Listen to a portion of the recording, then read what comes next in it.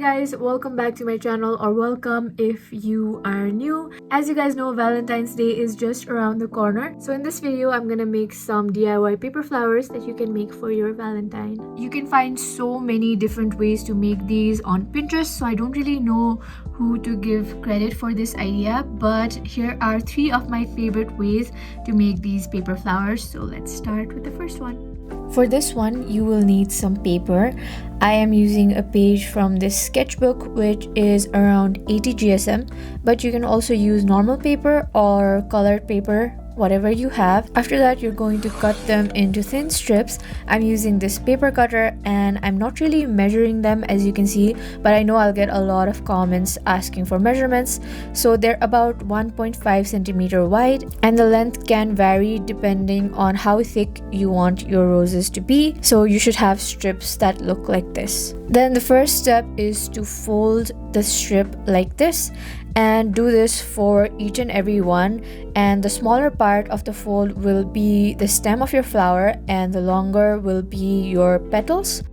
Now, I've seen a lot of videos that use colored paper for this, but I wanted to give it my own personal touch, so I'm gonna paint it myself using some watercolor. As I said, the longer part is the petal and the shorter part is the stem, so I'm painting the longer part pink and the stem part green. After they're dry, they should look something like this.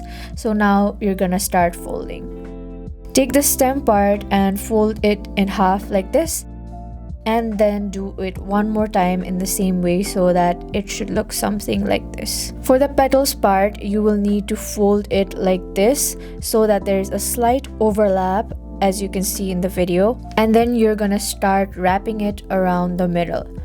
After every wrap around, repeat the fold that you did on the first step and wrap it again. I know it's a little hard to explain, but I hope you can understand by looking at the video, and then you're gonna do this till you reach the end of the paper.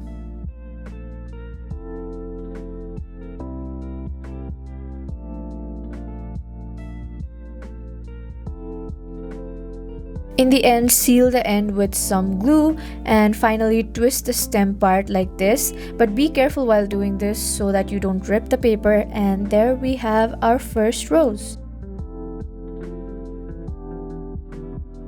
Here's me doing it one more time, hoping that you will understand by looking. And I'm gonna be honest, it took me a few tries as well to get this right, but once you get the hang of all of the folds and the wrapping, it's really easy.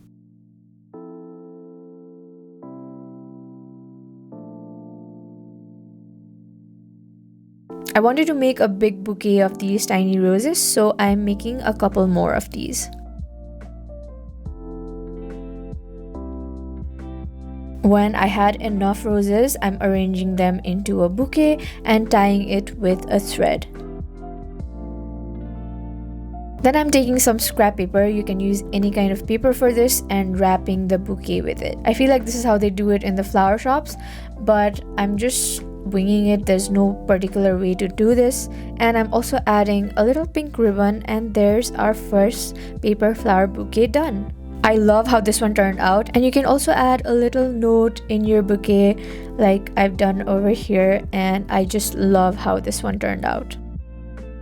For the second DIY, this one's a little bit more complicated than the other ones. You're gonna need some tissue paper or toilet paper, which is what I'm using, and you'll also need some wire. I'm using a really thin one, and a glue gun.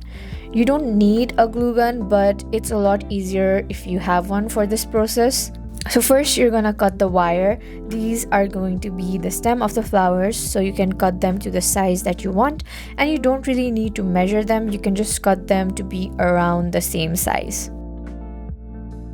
Now for the petals, you're gonna need small squares, so I'm folding this piece to squares and cutting them using my scissors, and I'm also separating each individual square so that it will be easier later. Now, if you do not have a glue gun, you will have to make a loop on top of your wire so that your petals don't fall off. But in my case, I'm using a glue gun, so I'm using that to add a dot of glue to the top of each wire like this. Once you're done, it should look something like this. Then you're gonna start adding the petals. So for this, take a square and poke a hole with your wire in the middle like this, and then you just scrunch your paper like this, and that is your first petal. Repeat this with a few more squares and you have your first flower. Make sure you scrunch up the paper so that it gives the flower a really natural look. Now you just have to repeat the process for the rest of your flowers until you have enough for a bouquet. You might notice one problem with this is that the petals might fall down.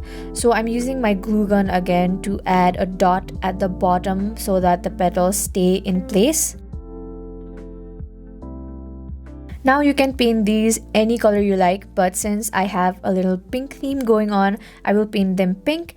And since the paper we use is super thin, they absorb watercolor really quick. So make sure you don't use a lot of water. You can also use markers to add colors to this if you do not have watercolor. And if you want, you can also leave a few white spots here and there so that it looks more natural. Painting these was my favorite part of this process because of how well it absorbs the watercolor, so that every flower is a little bit different than the other. And since we're gonna make a bouquet again, I'm making some tiny white flowers that look like little gypsy flowers in the same way, using smaller squares. Once these are done, I am arranging the bouquet, and you can tie this in place using a thread, but in my case I'm using a rubber band because it was easier. And finally, I'm wrapping it using some scrap paper again. I think this is from an old book, and I think it just gives this additional vintage touch. And I secured it with a rubber band again, and I also added a little rope to tie it, and it's done. This one is the most complicated one out of the three methods, but I love making these. I think the scrap paper from the book also makes it look a little bit more vintage, and I just love how this one turned out.